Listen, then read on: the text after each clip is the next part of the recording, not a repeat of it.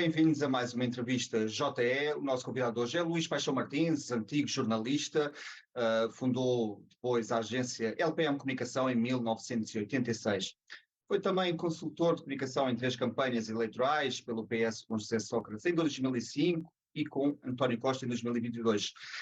Com Cavaco Silva, nas presidenciais de 2006, também elegeu o candidato à primeira volta. Lançou recentemente o livro Como Perder uma Eleição, onde escreve 8 erros a evitar numa campanha eleitoral. Luís Paixão Martins está atualmente reformado e divide o seu tempo entre o interior do país e Lisboa. Luís, obrigado por ter aceitado o nosso convite. Olá, eu é que agradeço. Tudo bem? Tudo bem, obrigado.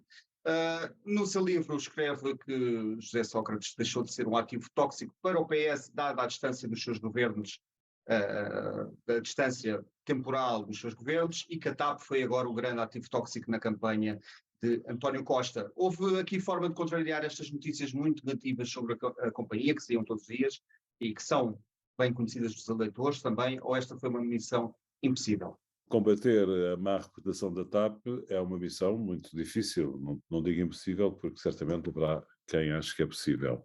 No caso da campanha eleitoral, digamos, aquilo que jogou a nosso favor, nesse ponto de vista, foi que o tema foi tratado à distância de uns 15, 17 dias do dia das eleições, e numa campanha eleitoral, cada dia que passa é um dia que conta, não é? Portanto, embora tenha havido algum esforço para prolongar o efeito da questão TAP, porque a questão TAP apareceu superficialmente em vários debates, mas foi o tema forte no debate Todos contra Um, não é? No debate Todos contra António Costa, e depois houve uma tentativa, houve um conjunto de pressões,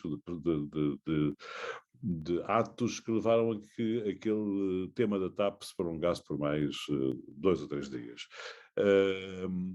Não se fez grande coisa em relação a isso, a não ser argumentar. Infelizmente, a argumentação que António Costa naquela altura podia ter, e hoje não é muito interessante do ponto de vista dos eleitores, não é? Ninguém quer ouvir falar da TAP. Quando se fala da TAP, as pessoas pensam sempre em 3 bis de passivo. Pronto, ou seja, há certos temas para os quais é muito difícil encontrar argumentos que joguem contra eles. Aqui no livro descreve que Cavaco Silva, António Costa e José Sócrates são animais políticos e que os três estiveram bastante envolvidos na preparação, aqui nos bastidores das suas campanhas. Dos três, houve aqui algum mais que tenha sido mais difícil de lidar durante a campanha?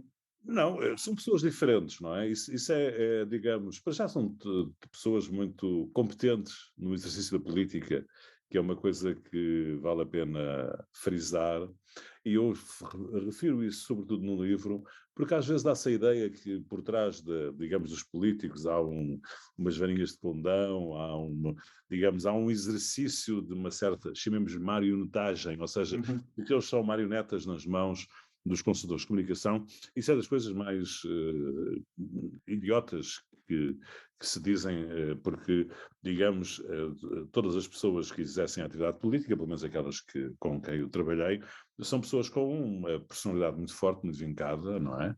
E portanto, digamos, a minha relação com eles é uma relação que não pressupõe nenhum exercício, digamos, de dominância minha em relação às suas personalidades. Eu não sei se as pessoas são mais ou menos difíceis, porque o exercício que é feito é um exercício de apoio, não é? Portanto, é de algum modo um exercício em que eu tento tornar fácil aquilo que parece difícil, incluindo a personalidade, digamos, dos candidatos, neste caso dos clientes, não é? O meu papel é simplificar, tornar as coisas mais fáceis e, portanto, os três podem dizer que tive sempre excelentes relações com eles e eu ainda hoje tenho, não é? Agendei, aliás, encontrar-me com eles nestes dias para lhes entregar em mão o livro, portanto, digamos que não encontrei qualquer tipo de dificuldade, a não ser exigência, rigor, profissionalismo. São aquelas coisas que eu também gosto de ter, não é? Eu gosto de trabalhar sob pressão e gosto que as pessoas com quem trabalho também trabalhem sob pressão. Uma campanha eleitoral tem esse problema para quem nunca trabalhou, de estarmos continuamente em pressão durante um período de 2 ou 3 meses. Das três campanhas, a de Sócrates e a de Cavaco Silva estiveram mais próximas, 2005 e 2006, António Costa em 2022. As três também com contextos diferentes. Qual delas foi mais difícil de ganhar? Quer dizer, eu acho que a campanha mais difícil do ponto de vista eleitoral foi do professor Cavaco Silva, porque é uma campanha em que nós começamos com, digamos, uma margem de manobra muito alta, uma falsa margem de manobra, mas ela existia de facto, digamos, basta dizer que não houve nenhum outro candidato à direita para se perceber, digamos, como a candidatura do professor Cavaco Silva era uma candidatura galvanizadora, digamos, da direita e, portanto, à partida, uma candidatura de vitória, mas, no entanto, tivemos imensas dificuldades durante a campanha toda, o que é normal, em parte porque a campanha foi desenhada tendo como opositor o Dr. Mário Soares, e depois, durante o período de campanha, os eleitores do Dr. Mário Soares deslocaram-se, grande parte deles, para o Manuel Alegre, e isso, digamos, tornou mais difícil, digamos, o nosso movimento de campanha, foi provavelmente a mais difícil.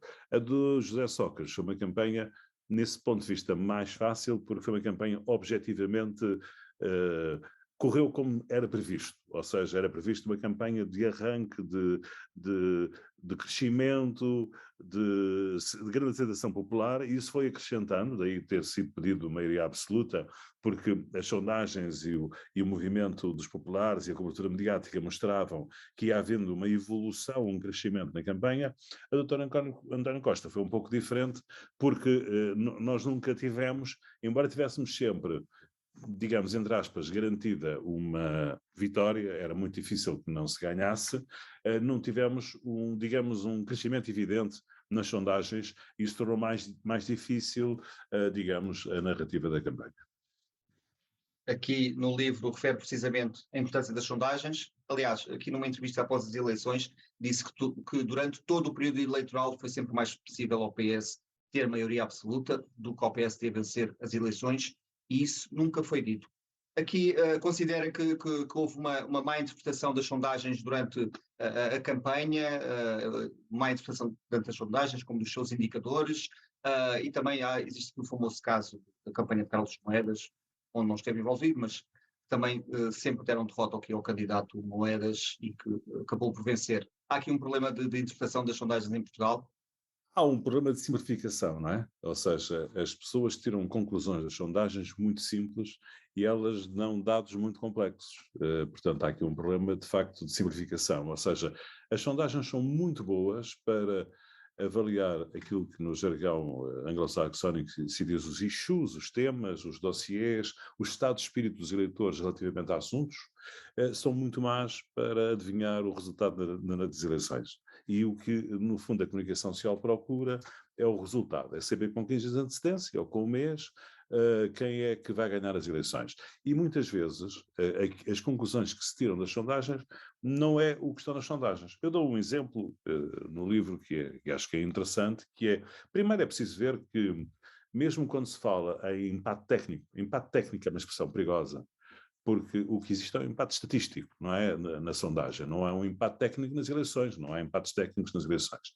Há um empate estatístico na sondagem, porque há digamos, dentro do intervalo de confiança da sondagem, da margem de erro, há uma interseção entre dois candidatos.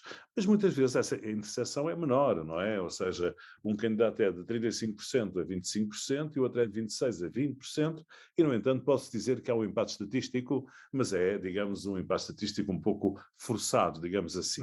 É uma salvaguarda das pessoas que fizeram as sondagens. Mas depois, além disso, há outros fatores, porque as pessoas, sabendo nós que as pessoas votam, por exemplo, no partido, mas também na pessoa candidata a primeiro-ministro, faz sentido, quando se olha para uma sondagem, não olhar apenas para o quadro das intenções de voto nos partidos, mas também na apreciação que as pessoas fazem e no desejo que têm relativamente ao primeiro-ministro. Por exemplo, isso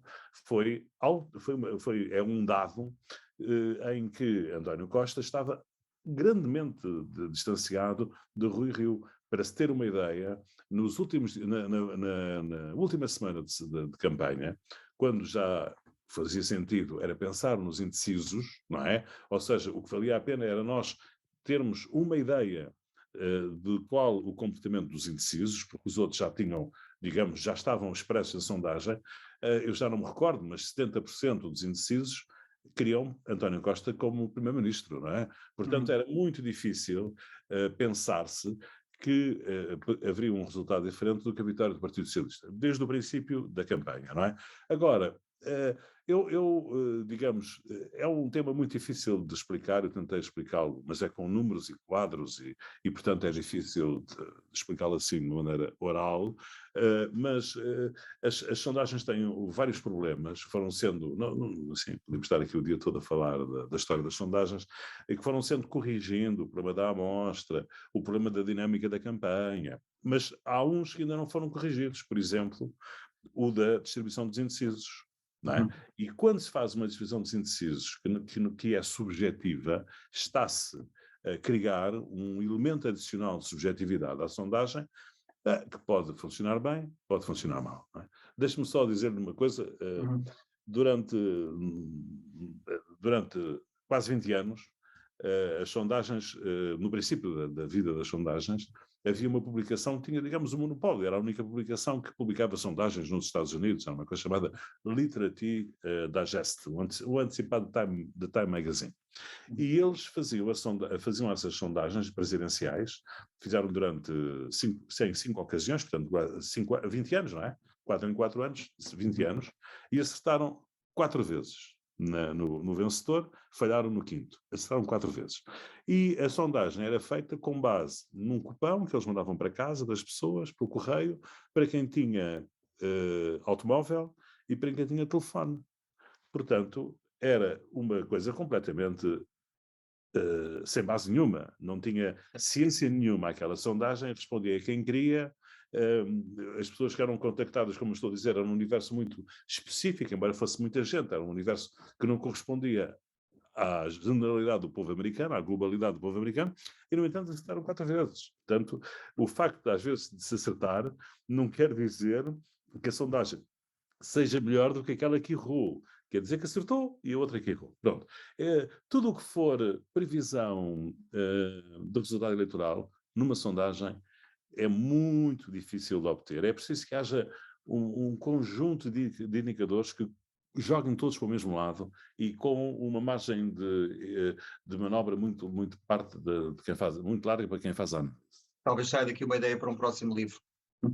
Sim, sim. Eu agora ando a ler sondagens. Ando a estudar sondagens, não estudar sondagens. Entretanto, na campanha houve também aqui 2 palavras tabu. Deixa-me só dizer isto, porque, enfim, é interessante, é uma tese minha, se quisermos, que é o seguinte, e é por isso que me interesso por sondagens. As sondagens, durante muito tempo, foram um instrumento dos especialistas de research, onde todas as pessoas que me conhecem nessa área sabem que eu valorizo imenso o trabalho dos consultores de especialistas de research, que os ouço, que os maço, que os interrogo, que levo o trabalho deles muito, muito a sério, felizmente, e gosto muito, quer dizer, preciso muito do trabalho deles para as minhas análises. Mas há um dado relativamente novo, hoje em dia, que chama ao assunto das sondagens dos consultores de comunicação, como eu sou, que é a questão da divulgação das sondagens. Ou seja, as sondagens passaram a ser um produto de comunicação, um conteúdo. E, independentemente de serem ou não, estudos eleitorais.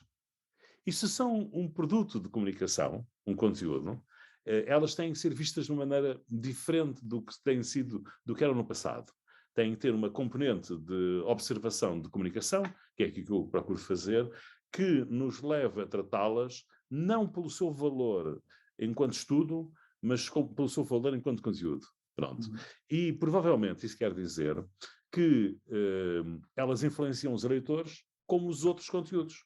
Ora, se elas influenciam os eleitores como os outros conteúdos, significa que quando são divulgadas, pelo simples facto dos seus dados serem divulgados, os eleitores podem alterar, ou podem não, mas podem alterar de comportamento, podem fazer uma nova análise sobre o seu comportamento eleitoral com base nos dados que a sondagem deu a conhecer.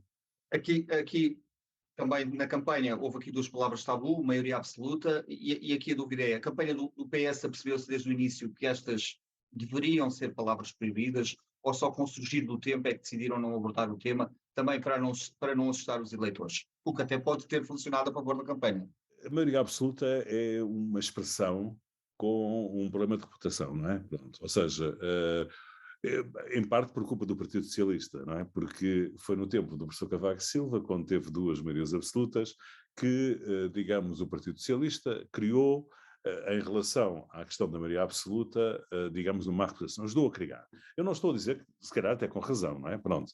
Mas o que aconteceu nesse momento é que, digamos, foram atribuídas, foram criados ingredientes à expressão maioria absoluta, ao conceito, à plataforma governativa de maioria absoluta, que são ingredientes negativos. Pronto.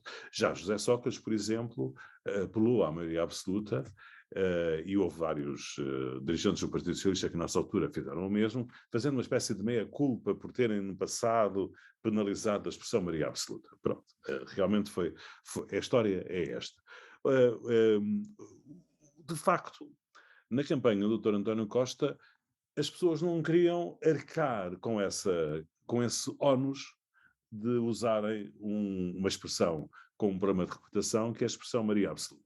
Mas é muito difícil não usá-la, porque a campanha foi feita com um único objetivo, que era o de criar uma solução governativa. O Partido Socialista era o único partido que tinha essa condição, era uma vantagem competitiva do Partido Socialista, por exemplo, em relação ao PSD, porque, como sabemos, naquele momento eleitoral, a direita estava numa forma de reorganização, não é?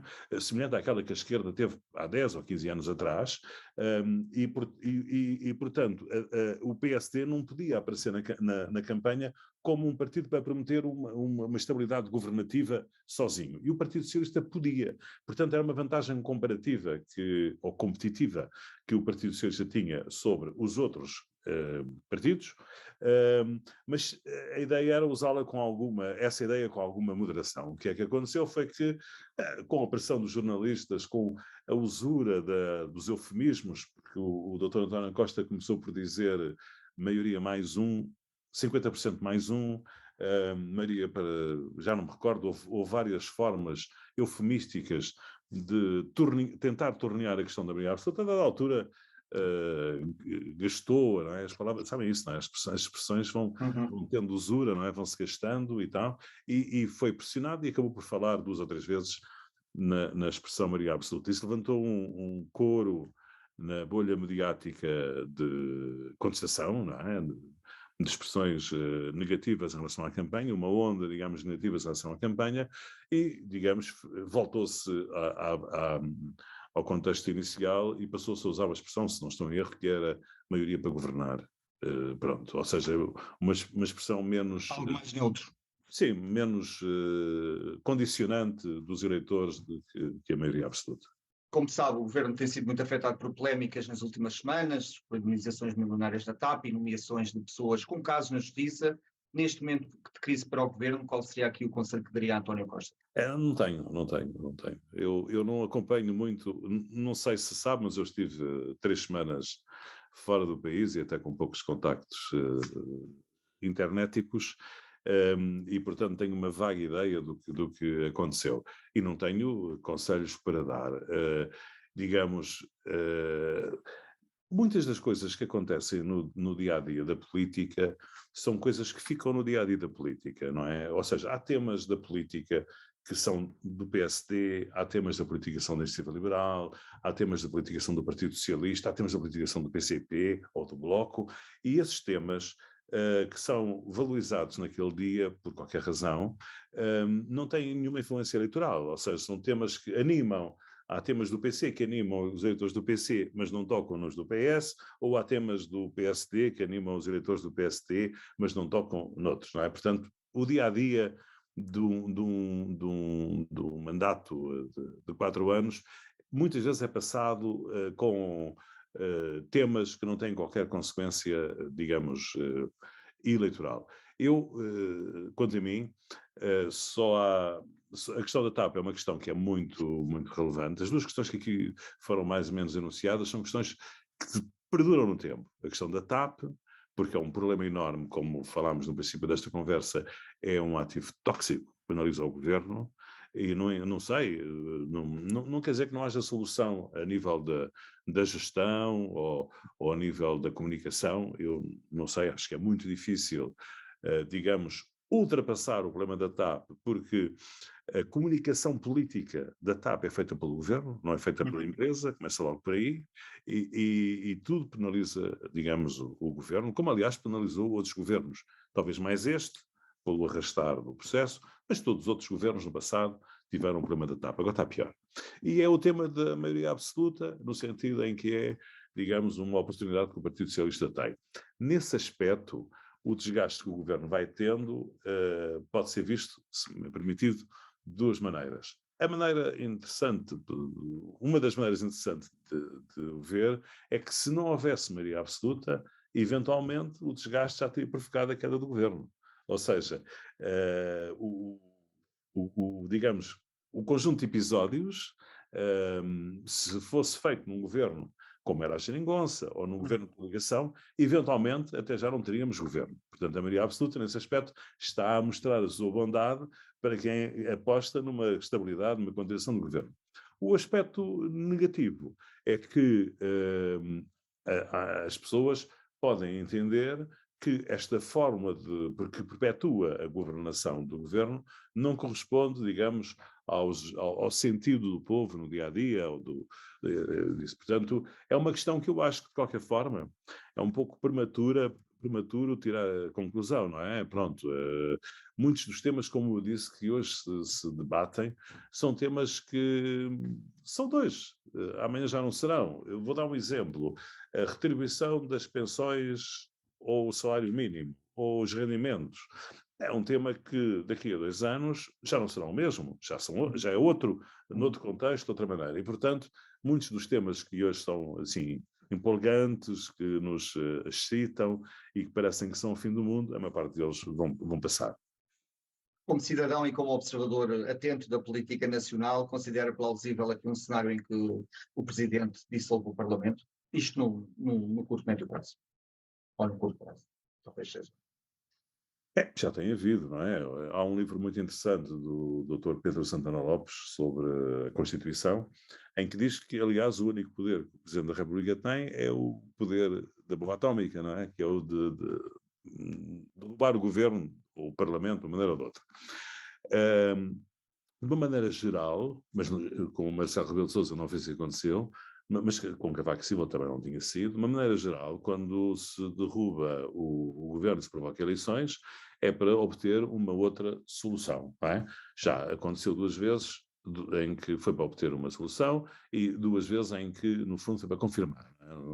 No caso de Cavaco Silva e no caso de António Costa, ou seja, no fundo, encontrou-se uma solução governativa mais estável a partir de um momento de instabilidade com a convocação de eleições. Eu penso que o professor Marcelo Rebelo de Sousa disse isso, não é? Que não há condições para provocar eleições, porque ele não tem a garantia que dessas eleições nasceria uma solução diferente daquela que é atual e, eventualmente, até poderia nascer uma solução mais instável, que era um governo do PS com maioria, mas sem maioria absoluta, não é? Portanto, eu penso que, enquanto o Presidente da República sentir que não há, digamos, que provocar eleições não significa alterar, digamos, o panorama político, penso que não acontecerá. Além desta questão da maioria absoluta do Partido Socialista, há uma outra, como sabemos, que é a direita está num processo de pededeio, não é? Nem sabemos muito bem como é que ela está a funcionar, porque a Iniciativa Liberal está em eleições, portanto, por causa das eleições internas, perdeu um bocadinho a sua dinâmica comunicacional, a sua dinâmica política, e, portanto, nem sequer sabemos muito bem avaliar o que será a Iniciativa Liberal daqui a 2 ou 3 meses, porque depende do líder e da maneira como ela entrar em cena. Eventualmente será difícil, porque o líder anterior teve um papel muito importante na campanha eleitoral, na definição da marca da Iniciativa Liberal, e por outro lado, porque parece que esse vazio está a ser aproveitado pelo Chega melhor do que pelo PSD, o que significa que, enfim, olhando para o nosso país vizinho, a Espanha, hum, eh, hoje em dia parece que estamos a caminhar para uma solução em que o PSD fica mais dependente do Chega, como em Espanha o PP do Vox, Uhum. do que no passado recente, não é? E isso também não ajuda, digo eu, a criar uma alternativa ao governo do Partido Socialista. Uhum. Aqui no seu livro, e falando aqui precisamente da direita, destacou que o nome de Pedro Passos Coelho associado a uma candidatura do PSD é uma contribuição desfavorável, dada a sua associação a medidas negativas no tempo da Troika.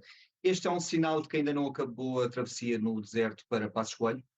Digamos, é um sinal daquilo que eu li nos estudos eleitorais que acompanhei há um ano. Por acaso, esta semana estive a falar com uma pessoa próxima do Dr. Pedro Passos Coelho, com quem estive a bater umas bolas sobre este tema, e essa pessoa disse-me, não, estás enganado, porque passou um ano e digamos que se fizesse hoje, repetisse hoje os estudos eleitorais, os resultados seriam diferentes, há maior aceitação de Pedro Passos Coelho. Eu até admito que quando chegar ao próximo ato eleitoral, se eu fosse, por exemplo, presidente do PST, não é, e se Uhum. candidatasse, eventualmente esse caso estaria afastado, como o de José Sócrates, que foi um ativo tóxico do Partido Socialista, deixou de ser com a passagem do tempo e com a maneira como o partido se definiu em relação a isso. O que eu entendo, de qualquer forma, é que falta essa definição de Pedro Passos Coelho, não é? Ou seja, eu até estou à vontade para dizer isto, porque eu não sou político e, portanto, não faço análises políticas, ou, se quisermos, faço análises da comunicação política e do marketing político. E, provavelmente, aquilo que aconteceu com Pedro Passos Coelho não foi praticar uma má política, foi praticar uma má comunicação. Eu estou disponível para aceitar este ponto de vista de que há até uma certa continuidade entre a política de Pedro Passos Coelho e a de António Costa, não é? Estou até disponível para isso. A diferença é enorme na maneira como isso é feito, não é? Para o mesmo objetivo do nosso rigor orçamental, para o mesmo objetivo, digamos, fiscal da República, temos dois personagens, dois protagonistas que têm uma percepção pública muito diferente por causa da maneira como implementaram as suas políticas, que também não são exatamente as mesmas, mas, enfim, estou disponível para aceitar que o objetivo é o mesmo. Portanto, provavelmente o que falta na apreciação de Pedro Passos Coelho é que o partido não fez, e que ele também não fez, é chamamos de uma autocrítica, para usar uma expressão mais marxista, os marxistas usavam muito, não é? Os maoístas, uma espécie de uma autocrítica, uma explicação, um entendimento, digamos, da necessidade que o país teria em relação àquelas políticas. Isso não aconteceu, o PST perdeu a narrativa da Troika e da austeridade, realmente, não controlou a narrativa desde que deixou o poder, e isso penaliza muito, do meu ponto de vista, o protagonismo de Pedro Passos Coelho relativamente ao eleitorado. Como sabemos, mas eu posso repetir, o professor Aníbal Cavaco Silva tem um papel importantíssimo na distribuição, digamos, da atenção do Estado e de algum dinheiro pelos portugueses mais carenciados, os mais idosos, os mais pobres, criando um sistema de pensões, de velhice, etc., e um sistema de prevenção do desemprego moderno. E com isso conquistou uma fatia de admiração de grande parte do eleitorado. Se nós pegássemos nas sondagens de há 30 anos atrás, 25, nós veíamos que, no escalão etário, a partir dos 65 anos, o PSD ganhava de cebolada ao PS. Havia uma grande ligação entre os eleitores mais idosos e o PST. A primeira medida mais impactante, ou uma das primeiras medidas mais impactantes de Pedro Passos Coelho foi, digamos, um tiro nos seus eleitores com as medidas que ele tomou em relação às pensões dos reformados. essas pessoas mudaram digamos, de intenção de voto e constituem hoje uma base importante do eleitorado do Partido Socialista. Pronto. Há até uma certa aproximação entre intenções de voto até aos 65 anos, entre os dois grandes partidos. Agora um pouco menos, que o PSD tem tido alguma erosão por causa dos outros partidos da direita. E enquanto que o PS tem ganho alguns eleitores por causa do que aconteceu na Geringonça, não é? Pronto. Portanto, de facto, a partir dos 65 anos, digamos, o Partido Socialista tem muito mais intenções de voto do que o PSD. Isso deve-se em relação à questão da Troika, não é? Pronto. E a imagem que perdura é de Pedro Passos Coelho. É um exercício que as pessoas também têm que fazer, não é? Para conquistar o poder, seja como candidato à presidência da República, seja como líder do PSD, não é?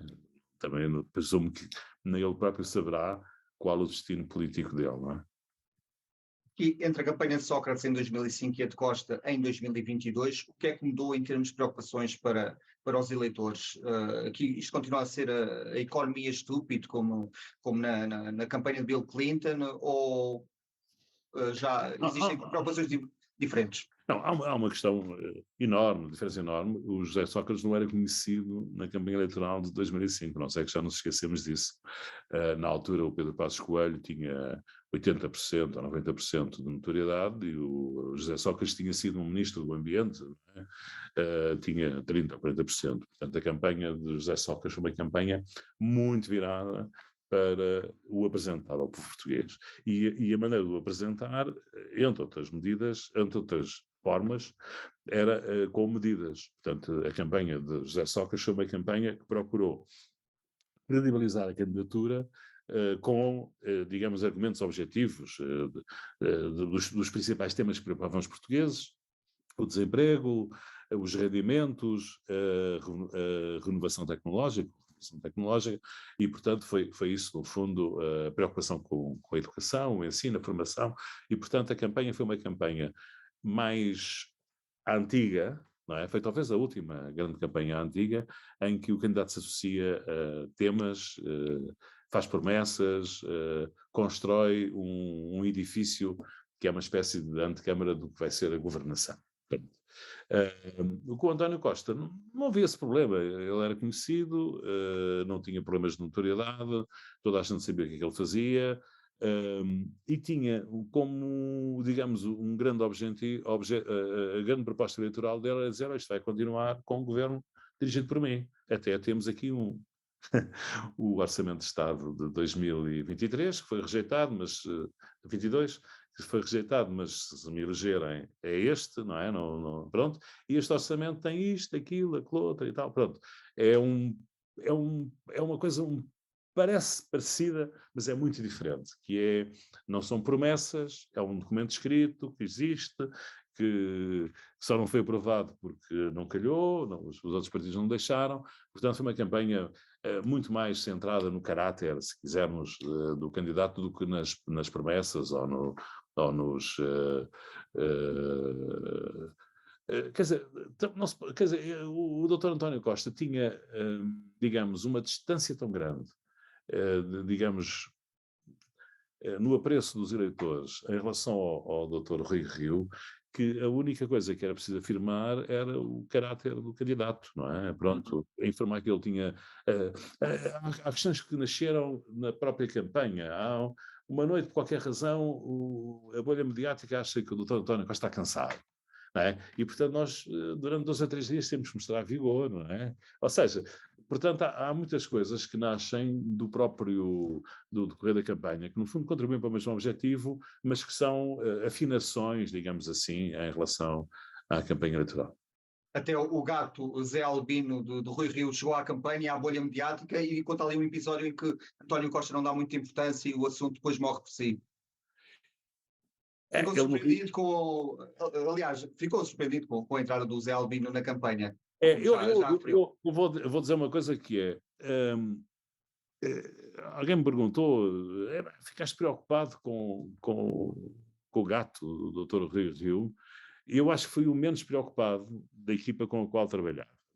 E porquê? Porque conhecia a equipa do Dr. Rui Rio e não estava a haver capacidade de criar, digamos, um conteúdo que fizesse colapsar a nossa campanha e fizesse reabilitar a campanha do Dr. Rio. Ou seja, acho que era muito difícil, que não havia meios, nem havia pessoas, nem competências para fazer essa alteração. E, portanto, nunca levei sempre a questão do gato como um fait-divers.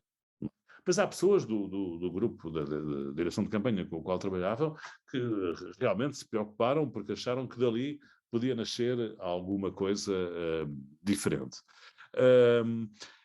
O problema do conteúdo é que ele não tinha episódios, não é? Pronto, ou seja, ele começou, é interessante dizer isto, porque ele começou como um fait-divers.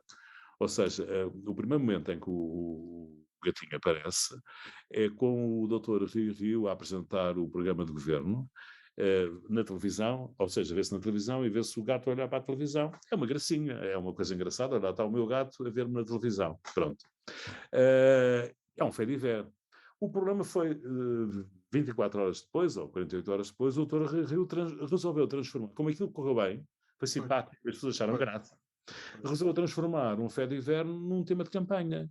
E fez uma declaração pública a dizer que o gato dele sabia muito mais política do que o Dr. António Costa, porque sabia estar calado e o Dr. António Costa não falava o que não devia. Ou seja, transformou uma graça que as pessoas de todos os partidos, acho eu, aceitaram com boa disposição e humor e compreensão, olha, pronto, resolveu, como aquilo correu bem, resolveu transformar aquilo num ativo de campanha, um ativo político, e aí é que foi o erro, não é? Porque aquilo depois não tinha base nenhuma, nenhum interesse, não havia nenhum português que votasse ou deixasse de votar por causa das fotografias do gato do Twitter, não é? É completamente irrelevante. Ele conseguiu centrar as atenções da campanha dos média no gato, mas isso não significa alterar o comportamento dos eleitores.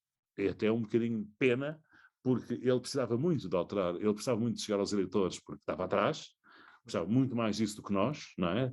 Nós estávamos à frente, podíamos perder um dia ou dois, que até respirávamos durante um dia ou dois ou três, não temos que ser tão pressionados em relação à campanha, e ele não, ele precisava muito de se dirigir aos portugueses, de falar com eles, de os cativar para votar, e perdeu 2 ou 3 dias com a história, com a aventura do gato. Enfim, é uma coisa sem qualquer... É giro, falamos dela, porque ela de facto é uma história engraçada, não é? Mas não tem qualquer peso político, não é? Pronto. Já agora uma coisa, na última semana de campanha deu-se um caso, foi a semana houve dramatização e, portanto, houve muitos indecisos que decidiram em quem votar na última semana. E o grande destinatário desse indeciso foi o Partido Socialista, mas também é preciso dizer que na última semana de campanha houve muitos eleitores indecisos entre a Iniciativa Liberal e o PSD que acabaram por votar no PSD, com gato ou sem gato, por causa digamos, da ideia da maioria absoluta. Eventualmente, por causa da ideia do voto útil. E, eventualmente, talvez pudessem ser um pouco mais se o PSD tivesse tomado em relação ao Chega algum distanciamento, porque houve pessoas... Fala-se pouco disso, mas eu percebi bastante o tema da abstenção útil. Ou seja, da mesma maneira que há pessoas que votam por causa de um determinado assunto, à última da hora, independentemente de apoiarem ou não o partido, também há pessoas que apoiam um partido e que não votam nele por qualquer pormenor, não é? Pronto, é a abstenção útil. E, de facto, o PSD, embora tenha conseguido recuperar alguns indecisos que balançavam entre eles e a Iniciativa Liberal, por causa do posicionamento em relação ao Chega, acabou por perder também, para a abstenção, uma base significativa dos seus eleitores.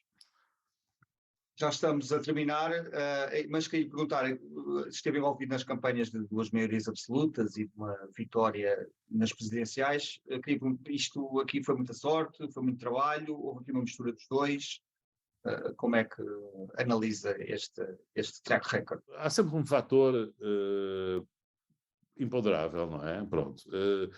Na campanha de Cavaco Silva, a vitória foi por a passagem, a vitória à primeira volta, não é? Não quer dizer que não pudesse haver uma vitória na segunda volta, mas a vitória à primeira volta foi por, não sei, 50.000 votos, salvo erro. Portanto, eu até acho, pensei, até faço referência a isso no livro, que se tivesse sido na semana anterior, provavelmente não se teria atingido o mesmo número de eleitores, porque foi uma semana que correu mal do ponto de vista eleitoral.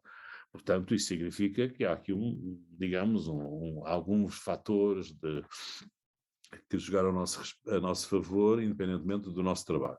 A José Sócrates foi mais normal, não é? Foi digamos, uma campanha quase planeada. A de Cavaco foi planeada à partida, mas quer dizer, ela não teve emoção nenhuma, não é? A campanha de José Sócrates, a não ser a emoção do próprio, mas ela não teve, digamos, nenhuma emoção. A campanha de António Costa tem uma particularidade que é, como sabemos todos, a maioria absoluta decorre numa conjugação de dois fatores, favorável a nós e desfavorável ao adversário, não é? E, de facto, se o PSD tivesse tido mais 2 pontos percentuais, era uma grande derrota à mesma, mas não teria tido maioria absoluta. Nós tivemos uma sondagem que nos acompanhou na campanha da GfK, e essa sondagem sempre nos deu uma vitória larga, descansada, mas, de facto, se o PSD tivesse tido a votação que a sondagem indicava, que era mais 1 ou 2 pontos percentuais, dificilmente haveria maioria absoluta. Portanto, digamos, tudo isto é um conjunto de fatores, alguns que correm do nosso trabalho, do que corre bem e do que corre mal. Muita coisa corre mal dos nossos adversários também, não é? E alguns imponderáveis que nós muitas vezes não conseguimos avaliar. Agora, o que queria deixar claro é que, por exemplo, na última campanha, em dezembro, o Partido Socialista fez um estudo para nós podermos perceber como é que se atingiria a maioria absoluta. Ou seja, fez um estudo em que se partia da eleição, do resultado de António Costa nas últimas eleições, nas anteriores, e na direção do resultado de José Sócrates. Tá? E quais eram os círculos eleitorais-alvo, os mais importantes, onde podia haver movimentação de eleitores, etc. E a campanha foi planeada, aliás, no terreno nem foi para mim que foi planeada, nesse sentido, ou seja, com esse objetivo. Portanto, há ali um trabalho. Depois, no final, como as pessoas foram muito atrás daquela ideia que algumas sondagens transmitiram, de que havia um empate técnico, não é? Um ombro a ombro entre os dois candidatos, muita gente ficou surpreendida. Não é o nosso caso, realmente, embora a nota da maioria absoluta é uma nota, digamos, adicional, que decorre, como eu disse, dos fatores que correram bem para nós, um pouco acima para nós e um pouco abaixo ao PSD. Mas acho que é esta parte, digamos, do PSD não ter conseguido mais 1 ou 2 pontos percentuais que, no fundo, permite fazer a maioria absoluta. Luís Paixão Martins, muito obrigado por ter aceitado o nosso convite. Não, eu é que agradeço, obrigado pela conversa. Tudo bem. Chegámos ao fim de mais uma entrevista JE. Pode ver e ouvir estas e outras entrevistas no nosso site, redes sociais e nas principais plataformas de streaming. Obrigado.